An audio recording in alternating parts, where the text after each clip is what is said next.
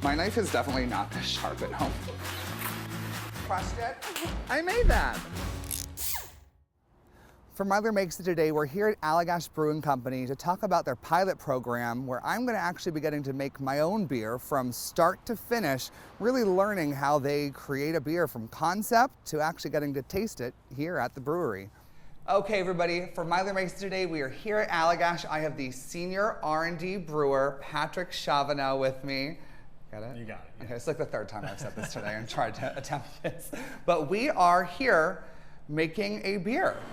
I took a tour here basically, and you guys told me about this concept of a pilot program you have where people that work here, employees, can suggest a beer, and then you guys pluck a few ideas out every now and then make them in a small batch.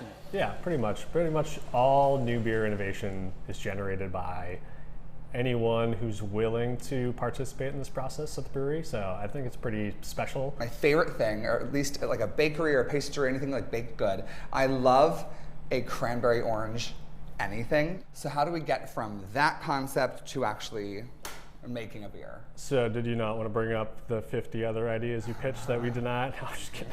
I really did give you guys like a whole plethora. You did, it was great. This is the first one I had, and then I was like, well, we'll try a bunch of really crazy ones. So really the process that we go about, and everyone has their own like individual way of thinking about it, but try to like envision the beer as like a made product and then sort of work backwards. Okay. So I'm thinking a beer. What was that? In my hand. Yeah. Being drank. Exactly. Like, what does it look like? What does it smell like? Oh. Like, do you want cranberries to be more in the forefront or orange character to be more in the forefront? So there are a number of questions that can be asked that will help dictate what ingredients that you use. You can get a lot of those like baked good characters from certain malts. So there's a variety of malts. What is a malt? Malts, right. So malt is essentially barley that undergoes this process where it creates available sugars to then be... So it's like the grain part? It's the grain part. That's the yes, grain. Okay. Yeah, malt equals grain. Yes. Got it. And one in particular that jumped out to me based on initial conversations around your idea is honey malt. So honey malt provides this sort of sweetness in the finished beer that obviously based on the name, comes off as like some honey character. Yeah. Okay. So we have the bread down. Well, I mean, are we using fresh of everything? So I was told, I remember in the tour, they said sometimes use fresh stuff, sometimes using extract, sometimes using dried, sometimes using just the peel, sometimes using the whole thing. So interesting that you can get so many different options. It doesn't have to be just one. It could be a combination of a number of different types of the same ingredient, because you might be getting, you know, acidity from this one, but that paired with something else like a fresh fruit addition could lead to an overall, the overall character that you're looking to achieve in the end. So we've done beers with cranberry concentrate before, and that's a stable form of cranberry. And then for orange, we'll use fresh zest. Yeah, okay. Well, I mean, what's the first step? We're basically gonna take the grain, add it with water, and then let it sit for a period of time at this hot temperature in order for it to create sugars. Okay, well that's gonna be coming up next then, I guess, on Myler Makes It. We'll see you guys soon. Okay, everybody, we are still here at Allagash Brewing Company. I have Patrick Chavanel, the senior R&D brewer. Yeah, you nailed it. I got it. Whole mouthful there. But we are gonna start making the beer. Yeah. Now, tell me what we got going on here. This is a smaller one than the big ones. Yes, so this is our small pilot system. It makes about 10 to 15 gallons per batch. Perfect. And this is where all new beers start. And I guess what I need you to do is to take that fancy mash paddle. I was given a little toy.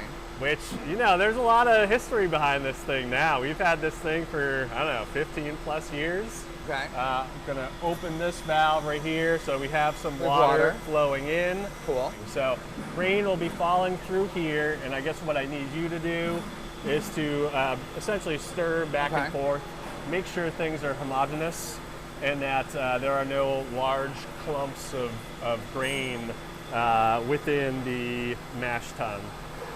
There's a particular water to grain ratio that we target. Science. Exactly. You're getting where I'm going. no offense, looks terribly unappealing right now. All right, so I turned off the water. It's still a good thing to do to keep stirring, and I'm not just saying that to make you stir. I can skip the gem later, though. What? Yeah, perfect. Yeah. I think we're in a good spot now. So what we'll do now, give it a little tap, get some grain off of it. So, okay. I can take that from you, get a little rinse off. We have to do one more thing before we can walk away. Okay. And we need to take a sample and measure the pH. So I'm gonna take a little scoop out of here, and we take the probe, we stick it in our mash sample, and then it should spit out a measurement right here. This is probably the perfect pH. So nice work. I think it was all of my amazing stirring that did it. That had to be it. And now we're ready to start the clarification process, really. So we want to remove the liquid. At this point, it's called wort from the grain. So you could already see it clear up a little bit. I'm going to turn off this pump that's like forcing it over there, and just redirect flow into the kettle right now. We're separating out the grains. Yep. We're getting the liquid, which is the wort. Yep. And then after this, what's up next? Once we collect the volume that we're looking for, so right now it's 20 gallons, we'll start to boil it. During the boiling process, we'll add some hops. Not to the point where the beer is going to be hoppy. It's just really for bitterness and some balance. Just like a little bit. I don't want a super hoppy beer. Just a little sprinkle. Just a little sprinkle of hops. And then after the boil is done, we will cool it down directly into one of the tanks where Jesse is right now, over there, and add some yeast, and then that's where it'll ferment for a period of time. Perfect. Okay, you guys. All of that is going to be coming up on Myler Makes It. Hey everybody, from Myler Makes It, we are still here at Allagash. I have Patrick Chavanel. He is the senior R&D brewer here.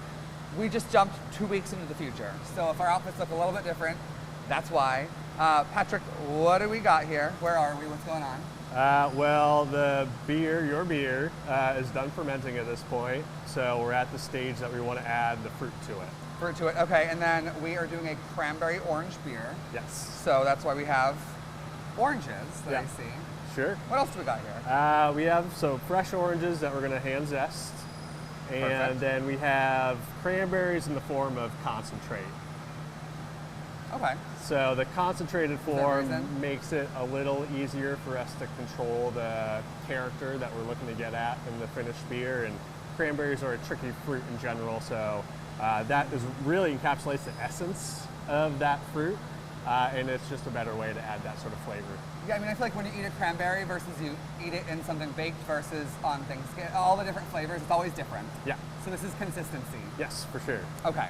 So what do we got to do with the oranges? You said zest them? Yeah, we need to use our microplanes. Okay. And basically just zest them right into the bowl. Okay, so we're just going to go with that for a while, I guess. So we're looking to just get the zest because that's where all the essential oils are. That really gives off those like bright orange aromatics. I can tell it's going to take us a long time to get through all of this, so let's just speed this up and jump ahead a little bit. Okay, so this is going to give us the flavor of orange with no juice. Flavor of orange, no juice, and we're looking just for this like outer area. We'll get some acidity from the cranberry concentrate, so all we want are those like orangey aromas. Let's go hope for the best. This was fun for the first 10 seconds, and now I'm over it. Okay. Do we have to wait, you said? It's right over there. How much are we looking for? We're looking for anywhere from 2 to 3 ounces. I think we're good. Not gonna be orangey enough? No, I will. And if it's not, then I could always touch it up, like later on. Do you want to keep zesting? That's fine. No, I too. don't care. I just want to make sure we're good. It'll be good. Okay. I swear. Okay. So we got all of our stuff. Yes. And now are we just literally putting it in? Yeah. Huh? That's it. Easy enough. So I'm going to open the top, and then you could take this bag, dump it in there, and then do the same for both. So we're like of just the real bottles. quick putting everything in. Real quick. I mean, you don't have to like feel stressed don't out have to be an about Olympian, but like. But yeah, as quick as possible. Just toss it in. Toss it in. Okay, Yeah. Got the orange zest in, and then just dump both of these in. Yep. Okay, you guys can't see it because we're trying to be quick, but like, it looks tasty. That smells amazing though. And we're just tightening this back up, making sure this is closed. And then now we're just chilling. How much longer? So it'll be about a week on the zest. Okay. And after that point, we'll cool the tank down, put it in a keg, and then we'll have it ready to serve in a couple weeks from now. Cool. Okay, guys, that's what's going to be next on Myler Makes It, and then we get to taste it and go from there. Yeah. It's going to be awesome. Okay, that's going to be next on Myler Makes It. Okay, everybody, for Myler Makes It today, we are back at Allagash. It has been, what, a week or two? Something like that. Yeah, this whole process has taken about a month. I have Patrick Chavana with me. He is the senior R&D brewer here at Allagash, and we have the beer. We do, it's done, it's ready. The beer, my cranberry orange beer that sounds insane with Allagash is finished. I have not tried it yet, but we are ready to try it, I guess. Yeah. That's insane. I guess we should just get into it. But I mean, did you try it yet? I have tried it a couple times. Are we doing a full one or just like a little bit? I don't know. It's up to you, man. So full disclosure though. Okay. You know, with any new concepts, you have your original intentions and then the actual outcome. So you're saying it's bad? I'm not saying that by any means. Because we are trying to get like enough of that cranberry character, it required us to like add a fair amount. Yeah. And that added a lot of acidity, maybe a little more than what we intended to get. So the beer does have a little bit of like a tart finish to it. Cheers. Yeah, cheers.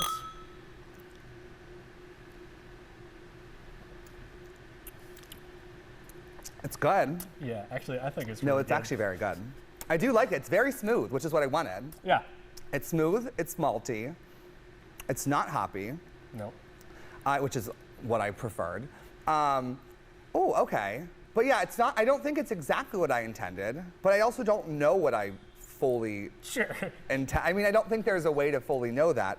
But I think that was the whole concept of this process of when I was touring here, the concept of testing out a beer from beginning to end of how you guys do this, your pilot program, I was just so intrigued by the fact that a lot of them don't come out 100% what you think they're going to come out, and then you guys kind of have to tweak it slowly but surely and get it to where you maybe want it to go.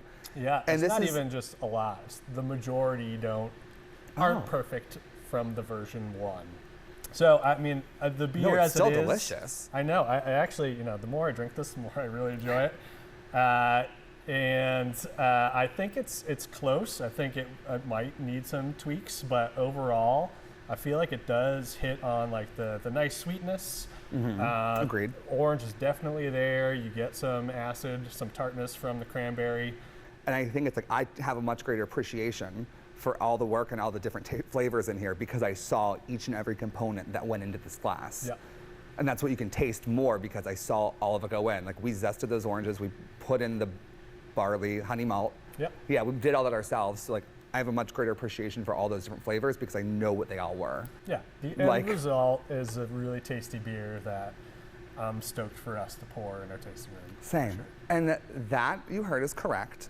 This is something you can actually come down to the tasting room for a limited time, and you can actually try this. Who knows? I mean, we have a limited quantity. How much? You said we got too many kegs? 2 small kegs. Yeah, so we don't have a ton. It's a small like pilot program, which is why we were able to do this in the first place. Yep. But yeah, this is great. Thank you so much. Absolutely. This is awesome. My pleasure. Well, cheers to my cranberry orange ale.